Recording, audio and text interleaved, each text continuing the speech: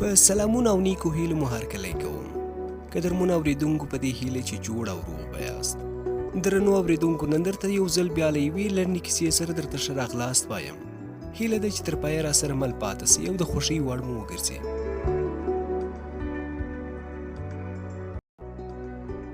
کله چې هم سړی د ژوند د کتاب زاړه بابونه رااړوي نو ډېرې زړې او بوږنوونکې خاطرې د ذهن له هندارې تېرېږي. کومه کیسه چې زما په زړه کې ده هغه د رازونو له ټولو پردو نه وتلې ده او د حقیقت په وړانګو یې ټول ګوټونه رڼا دي.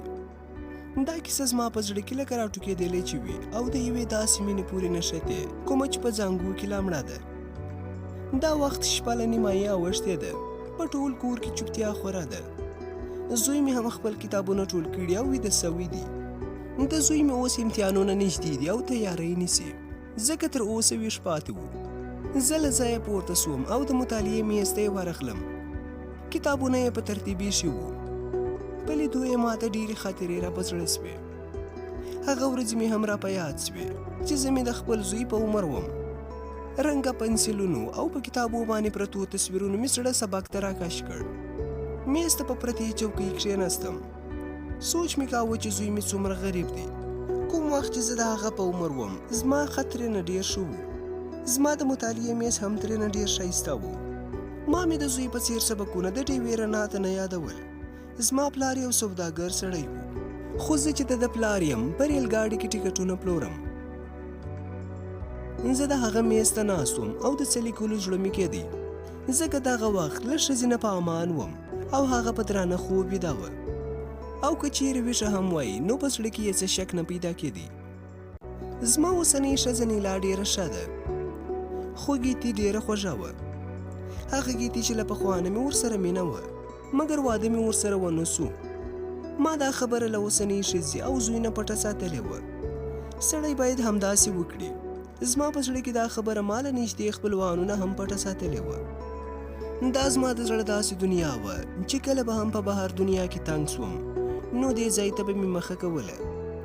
دغلته مې ډېرې خاطرې پرتې وې او د ارمانونو ډېر مړي مې په دغه هدیرې کې دفن وو. زما که عمر نور هم تیر سي خو چې کله دغلته ورځم نو د ماشومانو په څېر به پکې ورک یمه. دلته ډېر داسې څه سته چې ما په شیبو شیبو دروي او لکه د باران مې په ګریوان اوښکې راولي. زه هغه وخت 20 کلن وم. د طب په پوهنځي کې مې زده کړه کوله او ګیتي 18 کلنه وه. هغه لکه ملایکه ناڅاپه زما په زړه راننوته. موږ په یوه لوړه ودانۍ کې اوسېدو. د ګیتي کور په 4م پوړ کې وو او زموږ هغې په 3م پوړ کې وو. موږ دې ودانۍ ته نوي راغلي وو.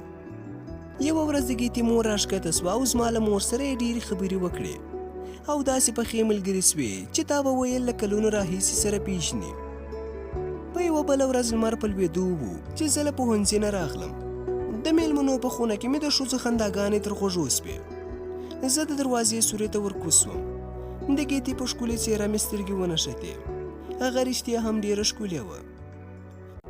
څو ورځې وروسته هغه له خپلې مور سره زموږ کره راغله او له ما یې وغوښتل چې د هندسې په ځینو برخو کې ورسره مرسته وکړم. ما هم ورته ډاډ ورکړ. مور یې لاړه او ګیتي له ما سره په خونه کې پاته سوه. موږ دواړه یوه میز ته سره کښېناستو.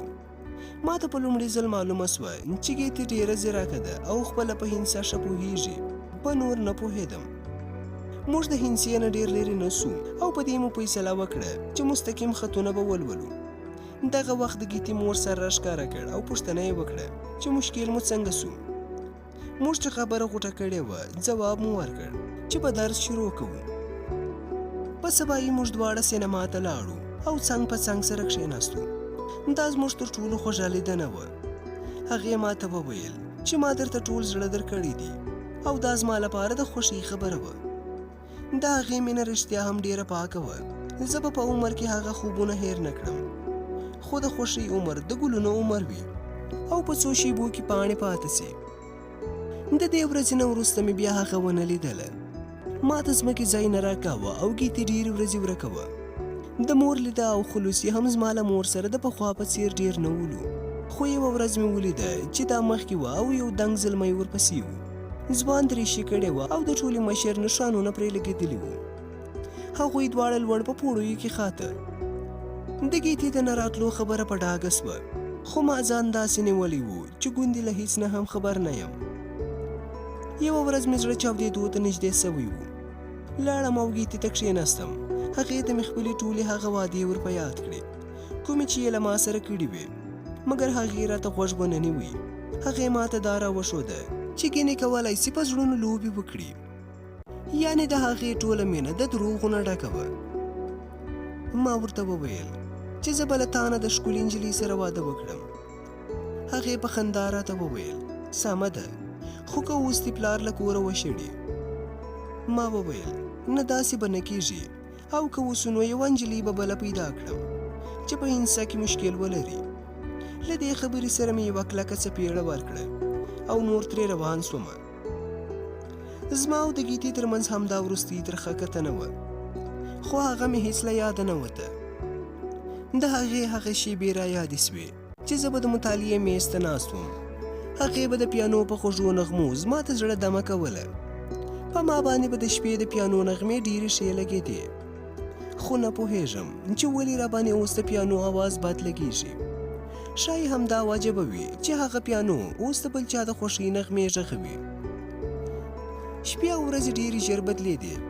ګیتې هغه ګیتې نه وله. د هغې د کور په دهلیزونو کې اوس هر وخت د عسکري بوټانو درزا اورېدل کېده. زه هم ډېر بدل سوی وم. پلار مې د مرګ په خوب ویده و. د کور ټول درانه غمونه یې ما ته را په سر کړي وو، او ګیتې د ټولې مشر سره واده کړی و. ما ته نور په دغه ودانۍ کې شپې ګرانې سوې. د یوه بل کور په لټه کې وم. اخر مې یو ګزارهیي کور پیدا کړ او له دې ځایه نه لاړو.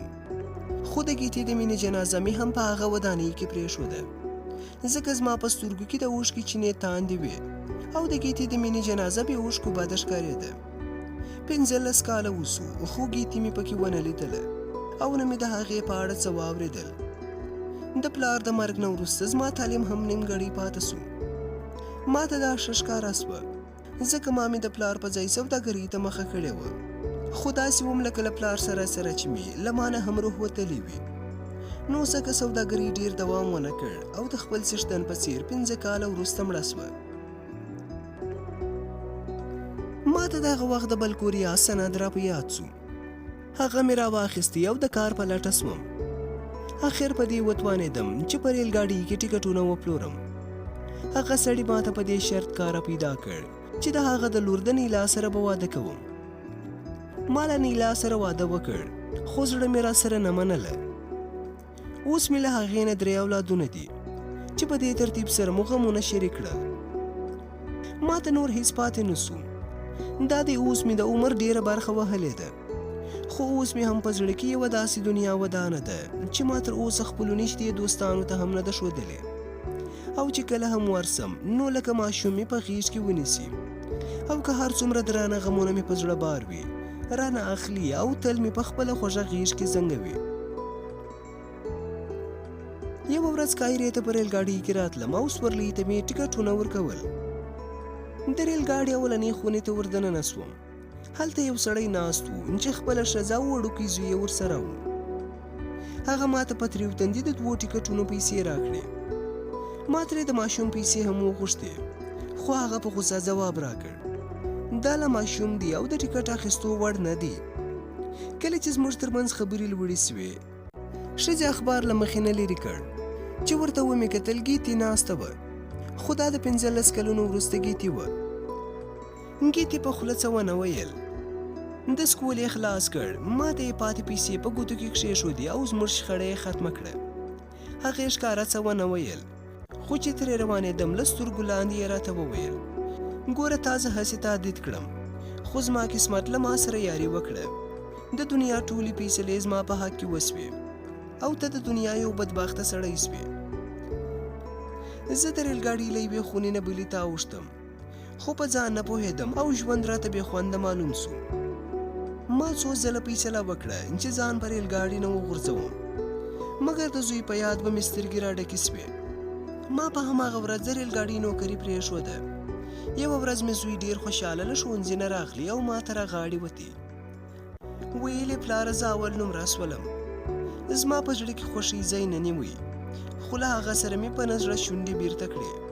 هغه وویل پلار جانه زه نن ډېر خوشحاله یم ځکه په هغو خلکو کې اول نمره سوی یم چې زه به یې له ځانه سره په لاره نه پرېښودم. هغه د غټو خلکو زامن و او په مایه کې برکاوه. ما ترې پوښتنه وکړه چې څوک در سره په ټولګي کې دي. هغه وویل د ثابت زوی، د ښوونځي د مدیر زوی، د ټولې مشر زوی. له دې سره ما یې خبره ترې ونیوه، تا او د ټولې مشر زوی په یوه ټولګي کې وای؟ هغه وویل هو پلارجانه، هغه ډېر تنبل دی. ما ته د ګیتې هغه دوبلی زوی را یاد سو چې په ریل ګاډۍ کې ورسره ناست و. له دې سره مې خپل زوی سینې پورې ټینګ ونیوی. زه اوس ډېر خوشحاله وم او له ځانه سره مې ویل که دا ځل مې چیرته ګیتې ولیده نو ورته وبه وایم چې موږ غریبان هم د خوښۍ حق لرو. په یاد ولره داسې وخت به راسي چې زما زوی به ډاکټر وي خو ستا زوی به په کوم ریل ګاډۍ کې ټکټونه پلوري، او دا به هم ورته ووایم چې موږ په جګړه کې ماتې نه منو او ګوره چې څه کیږي ځکه جګړه لا پای ته نه ده رسېدلې.